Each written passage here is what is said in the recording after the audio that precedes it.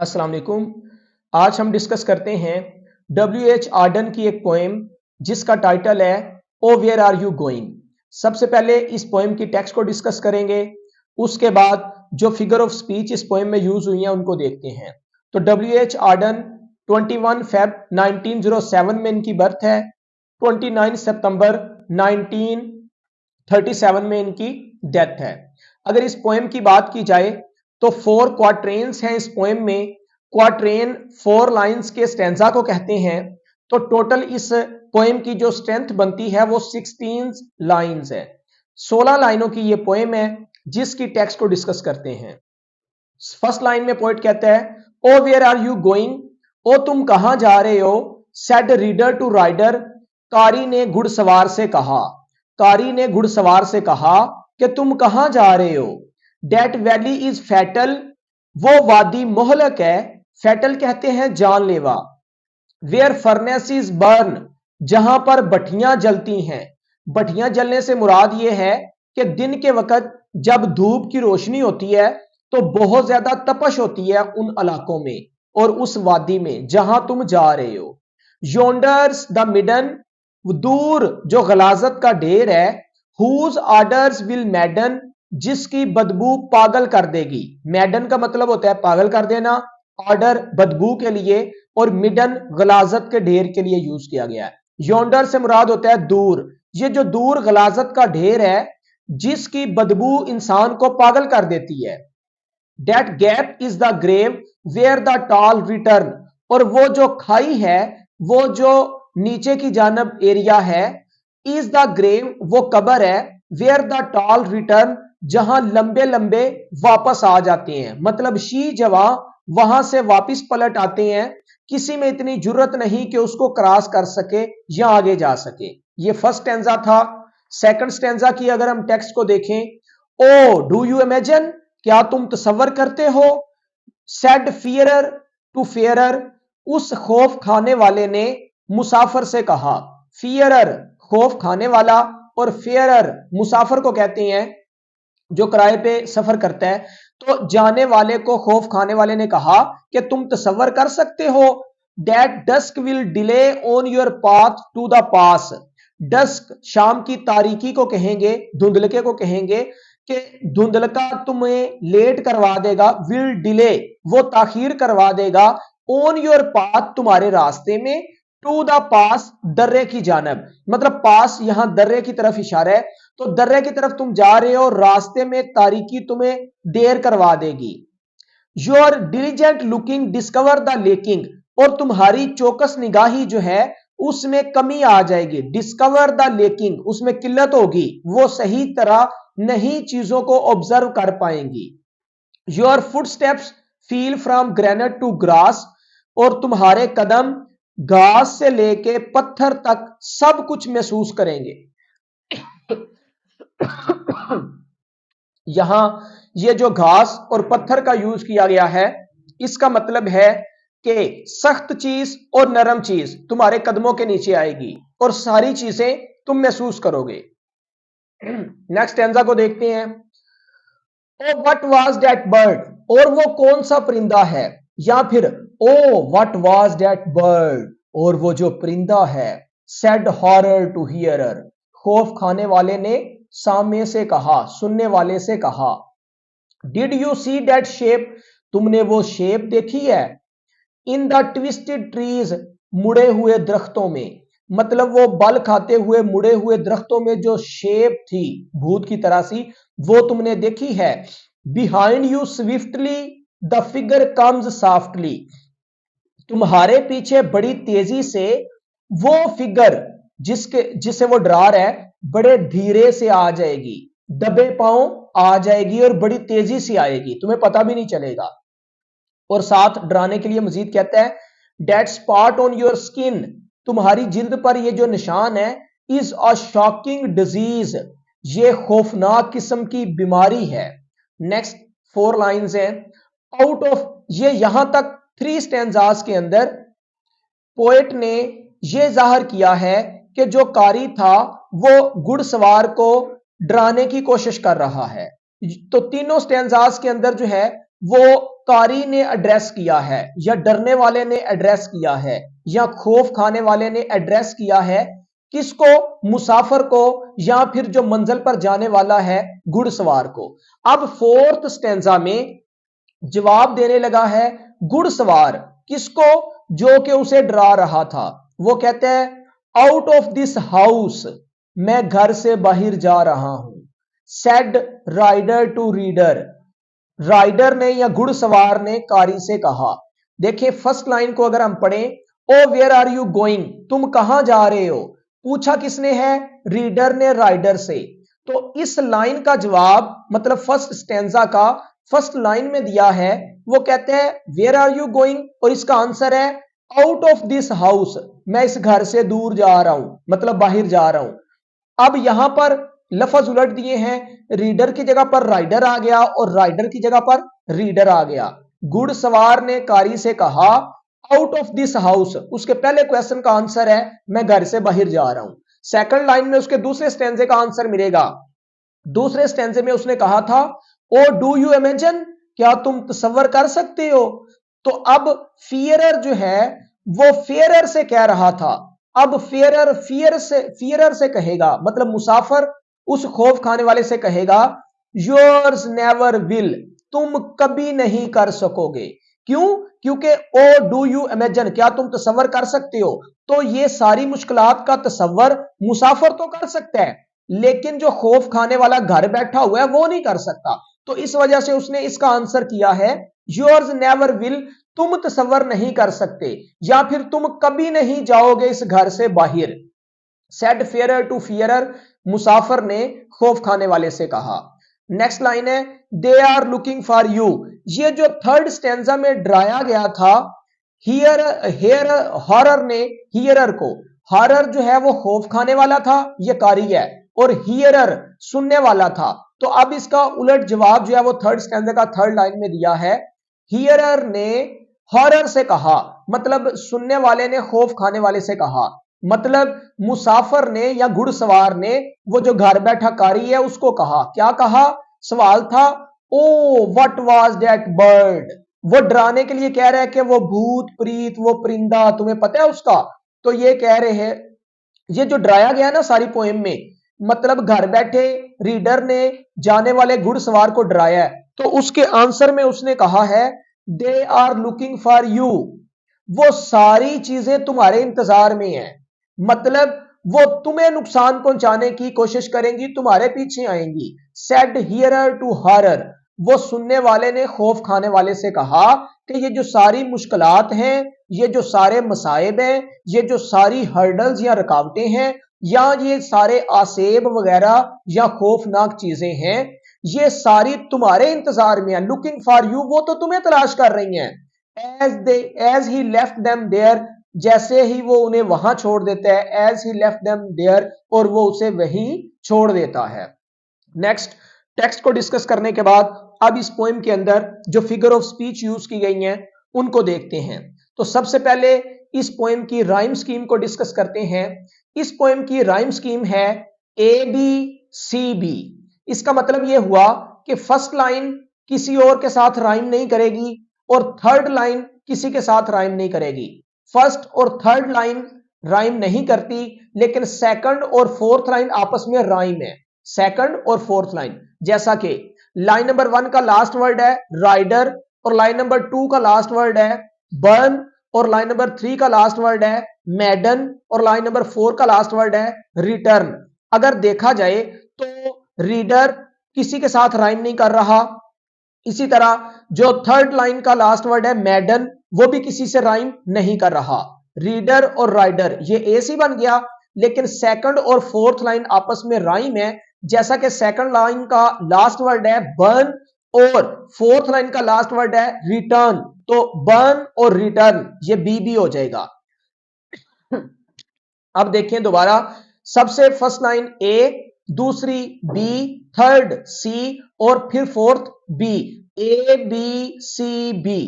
इसी तरह बाकी 3 स्टैंजाज की भी यही राइम स्कीम है। जैसा कि फिफ्थ लाइन का लास्ट वर्ड फेयरर ए, पास बी, लेकिंग सी, और ग्रास बी। पास और ग्रास आपस में राइम करेंगी, लेकिन फेयरर और लेकिंग राइम नहीं करेंगी। ये ए, ये बी, ये सी और ये फिर बी, क्योंकि सेकंड और फोर्थ राइम कर रही हैं। इसी तरह जो लाइन नंबर 9 है, इसका लास्ट वर्ड है हियरर। जो ए है किसी से राइम नहीं करेगा। सेकंड है ट्रीज, ये राइम करेगा डिजीज के साथ। लेकिन थर्ड लाइन का लास्ट वर्ड है सॉफ्टली, ये भी राइम नहीं है, मतलब किसी और से राइम नहीं करेगा। तो ए बनेगा, फर्स्ट जो है वो ए है, सेकंड जो है वो बी है, थर्ड सी और फोर्थ फिर बी, ट्रीज और डिजीज आपस में राइम। लास्ट स्टैंजा की अगर बात करें तो reader A, fearer B, horror C और फियरर के बाद देयर, ये भी B, A B C B. ये इस पोएम की राइम स्कीम थी।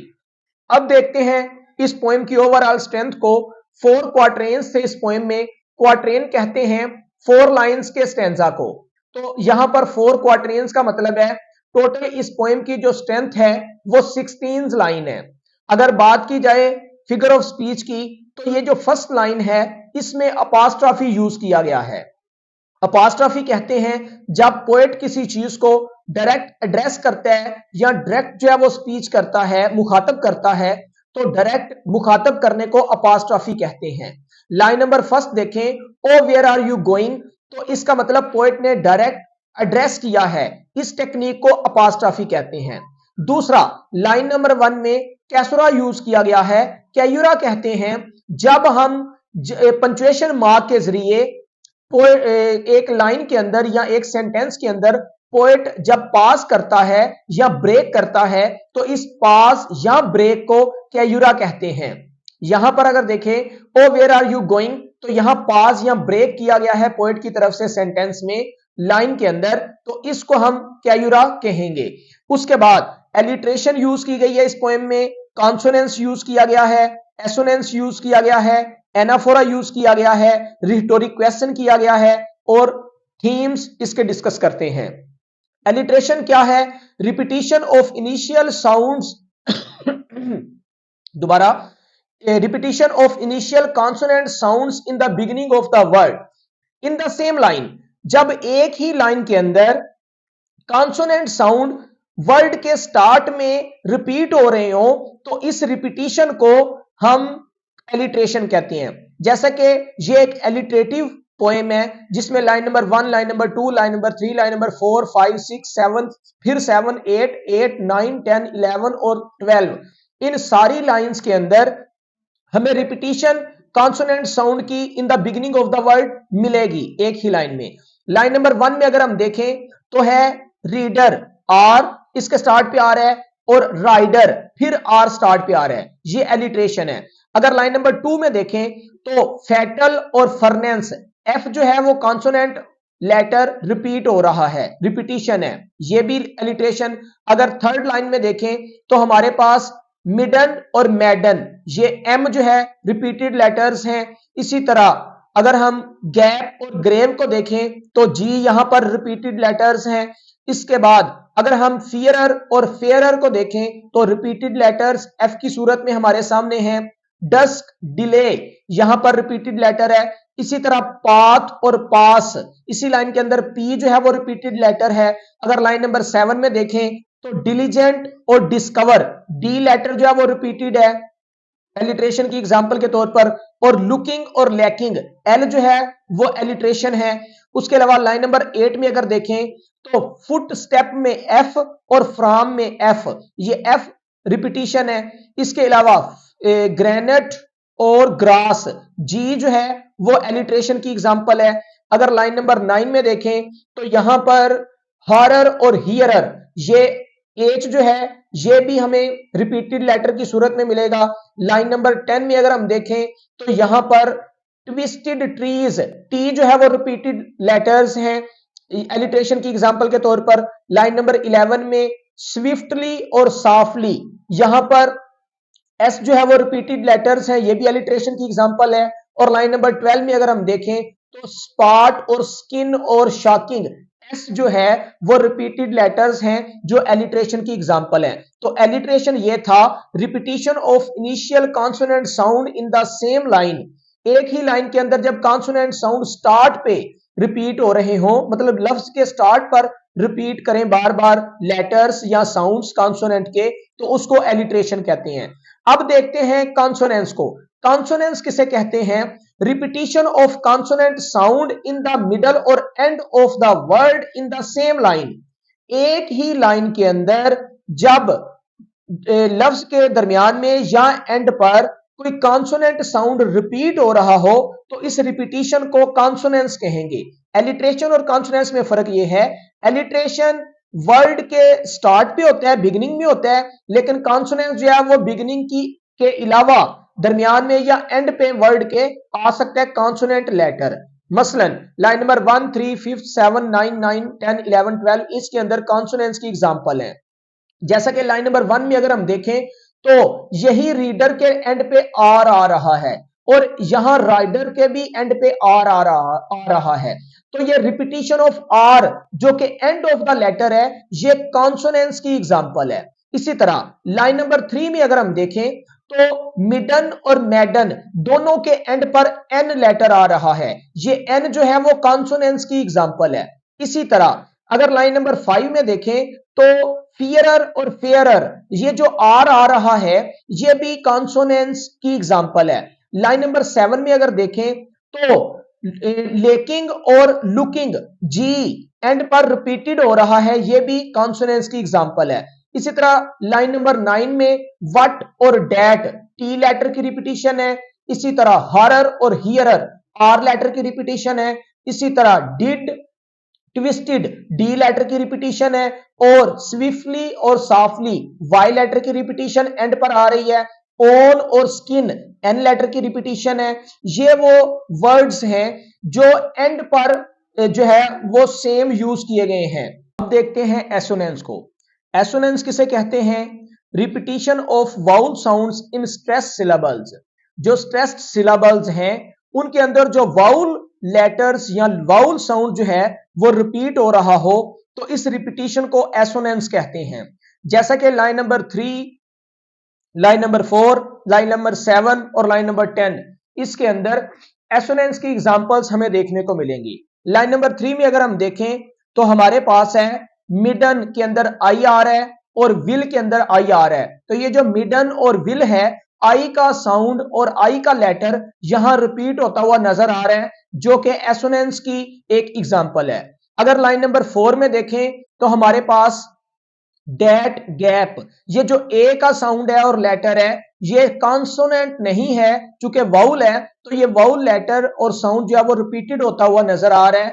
Date gap tall a letter repeated है, इसलिए ये कॉन्सोनेंस की एसोनेंस की एक एग्जांपल है।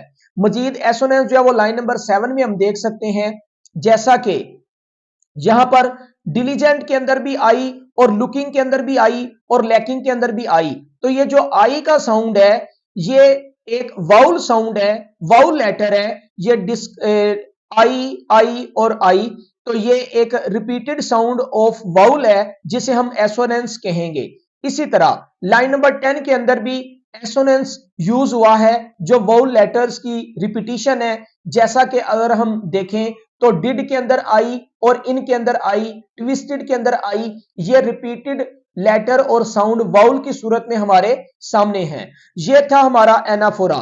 Alliteration repetition of consonant in initial, consonants repetition of consonant in at the end और मिडल, और assonance repetition of vowel sounds और letters in the same line. और एनाफोरा हम डिस्कस करते हैं।